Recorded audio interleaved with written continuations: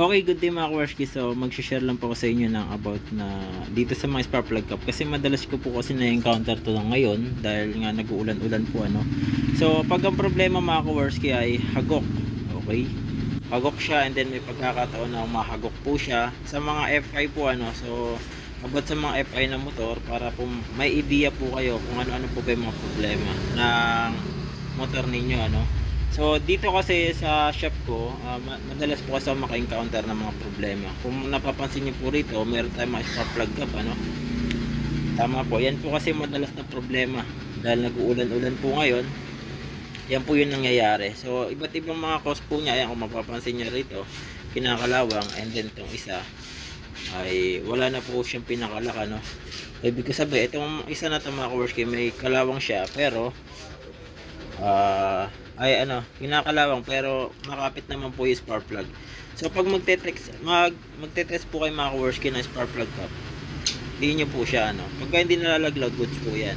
Ibig sabihin may lock pa po siya. Ang problema, marumi na po siya ano. Ngayon kung gusto niyo naman po ng DIY lang para medyo makamura kayo, linisan nyo. Kaso medyo mahirap na po kasi linisan pagka ganito. And then bumabalik at bumabalik po yung sakit. Pero kung gusto nyo lang makaalis, pwede naman po palitan nyo. And then marami po kasing ano yan, question mga kaworski pagdating sa mga spark plug gap. Hindi lang po isa yan ano. So bigyan ko na po kayo ng maraming idea, o bigyan ko kayo ng idea about sa mga spark plug gap para hindi po magok sa mga FI po ano. Pinaka the best pag FI, automatic po yan, mga resistor type po sila. Okay. So, ano ba yun? So, ibig sabihin sa resistor type mga kaworski. So, baklasin ko muna itong isa ano. Ito po kasi resistor type ko ano. Gagawa ng ano ng Aspira. So, ito tested ko na po yung Aspira mga kaworski. Ewan ko lang kung may mabibili kayo sa mga lugar ninyo. So, may kinukuha na po kasi ako dito. Ito tested ko na to. Ay sabihin natin replacement lang siya pero ano po siya, para sa akin quality na siya ano. Para po sa akin and then ito yung mga original mga kaworski ano. Isa pang problema, kung mapapansin nyo itong isa na to, kasi iba't ibang spark plug cap yan. Dami ko na nga po na ano rito. So yan, nakasagad na po ano. Kaso pag binitaw mo yung spark plug, lalaglag kasi wala na po siyang lock. Isang cause din po yan ng ito, mga original po to cause din po yan mga kaworski na pagka hagok ano ng inyong mga motor. So marami nang nakakapag video na to. Hindi lang po siguro napapansin ng marami kasi kadami kong nakukuhang mga motor na o nagagawa dito sa shop na galing sa ibang shop mga kaworski. Hindi nila na filtration talagang problema no. Ako kasi mga kaworski dito sa shop, ginagamit ako ng iba't ibang tools para ma-check ko yung mga iba't ibang ano niya, electrical ano. So may mga pang-test tayo dito. Tulad nito mga kaworski, may pagkakataon na naglagay sila sa FI ng continuity. So ano ba ibig sabihin ng continuity? Parang ito po yan. So lagay po natin sa 20k yung ating multi-tester ano. Bakit ka video nga saglit? Ito, video saglit. Ito lang, hawak mo na dito. Ayan. So patulong muna sa kasama ko. Ayan. So tester ko lang. Dito sa multi-tester. Ayan. Ang continuity mga kaworski, pag nasa 20k siya, nagsi 0-0 ano. So ayan so kailangan meron din tayong multi-tester pagka nagte-test tayo. Ngayon, ito yung continuity, yung mga nabibili nating local sa mga iba't ibang shop ano. Wag na wag po kayo gagamit ng ganito dahil hahagok din po yung motor ninyo. Ayan. Try natin. Ayaw okay, yan, ayan. Kung napansin nyo, nag 0-0 lang po siya. So ibig sabihin, wala po siyang pinagkaiba dito. Parang connection lang po siya, wala siyang resistor ano. Hindi po kagaya nito, itong Aspira na ilalagay natin. Baklasin ko muna para sigurado, para malagay natin yung multi-tester ano. Yan. Okay, ito yung ano, yung sa kinaramihan ng ano, spark plug cap, ito ginagamit natin. So nagre-range po siya ng 4.9. O pagka analog po ang gamit nyo, 5k na po yan. Okay, pero pwede na po yan hanggang 4k ano. Okay po yan mga kaworski. Ito yung mga resistor type.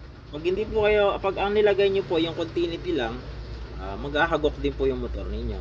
Okay?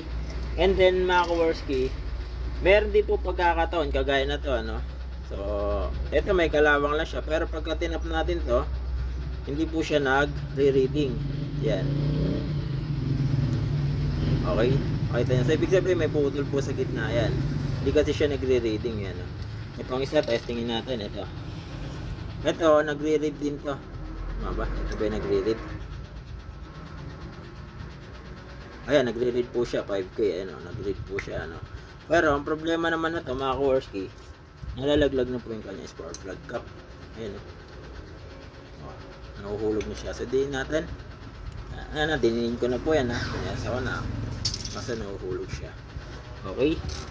So, ayun mga Kowarski, pinaka the best talaga. Meron tayong multi-tester. And then, meron tayong spark plug cap na, ano, na may resistor type, ano.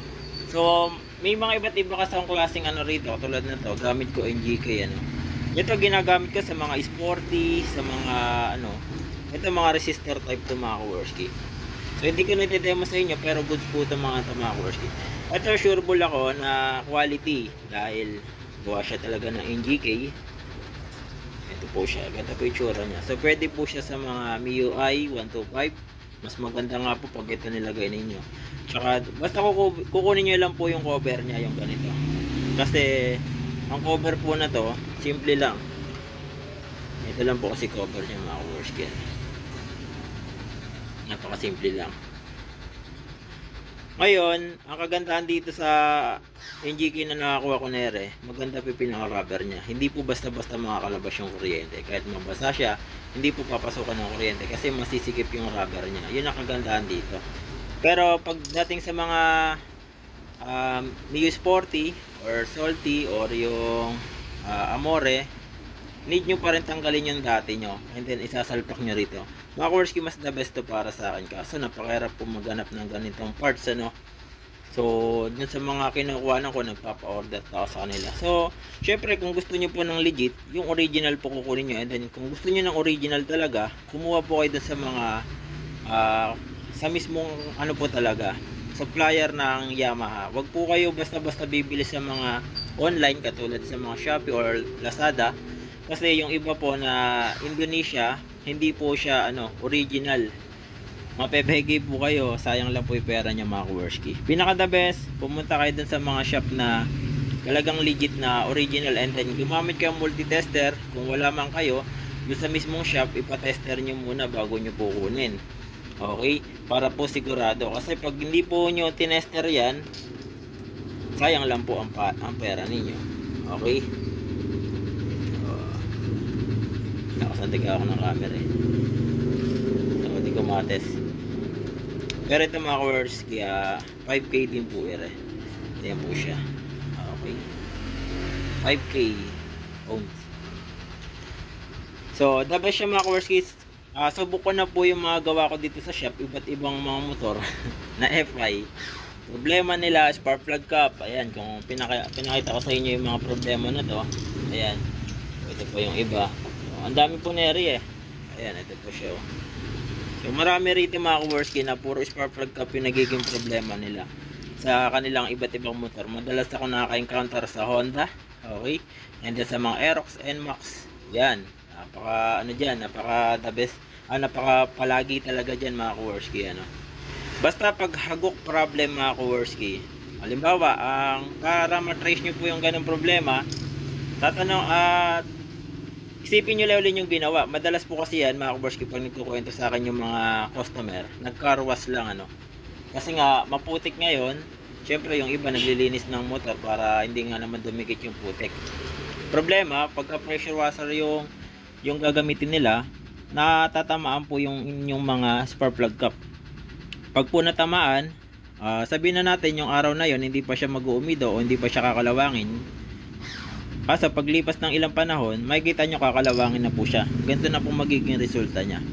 Pag po kinalawang po yun, papalya na po yung motor natin. So, ingat lang mga Kowarski para hindi po tayo maloko ng ng iba, no?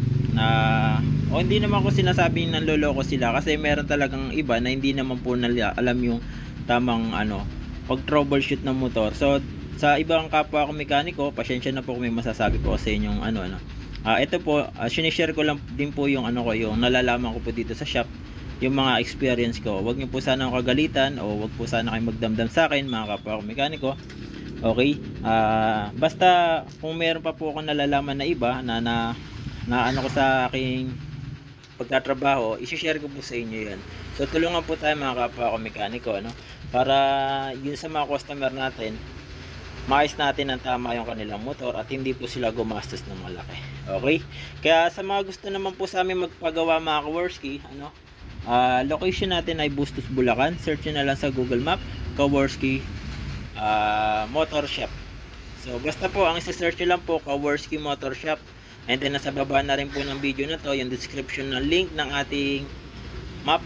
So click nyo na lang po yon, so direct na po kayo sa mapa mga Kaworski or video. Ituturo na po kung saan mismo yung location ko. Okay, maraming salamat po sa mga tumatangkilik sa aking mga video. And then sa mga naniniwala po na nagpapagawa rito at lumadayo, maraming salamat po sa inyo lahat.